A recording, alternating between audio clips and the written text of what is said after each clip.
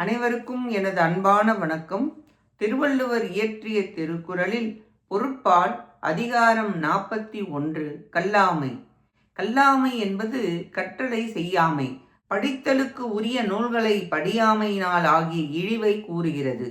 இவ்வதிகாரத்தில் கல்லாமையினால் கற்றதற்கு எதிர்மறையாக அல்லாதவரின் இழிவு கூறப்படுகிறது. எதிர்மறையாக ஒன்றை கூறும் பொழுது ஆழப்பதியும் நான் அந்த இழிவை அடையக்கூடாது என்பதற்காக கூறுகிறார். 401வது குறள். அரங்கு இன்றி வட்டு ஆடி அற்றே நிரம்பிய நூல் இன்றி கோட்டிக் கொளல். நிரம்பிய நூல் அறிவு இல்லாமல் ஒருவன் அறிவுடையோர் சபையில் பேசுதல் அரங்கம் இல்லாமல் வட்டாடுதல் போன்றதற்கு ஒப்பாகும்.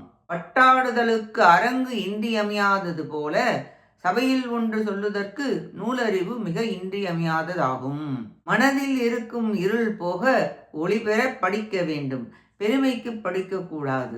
கோட்டி என்றால் மக்கள் கூடும் சபை. கொளல் என்றால் பேச விரும்புவது. படிக்க படிக்க அறிவு நிரம்பி வெளிப்படும், அடக்கத்தால் அது தெரியும். வட்டாடல் என்றால் மார்பிள் கல் உருண்டை உருட்டி விளையாடும் இடம் என்பது பொருள். இக்குறளால் கல்லாதார் அவைக்கண் செல்லுதற்கு உரிமையின்மை கூறப்பட்டது.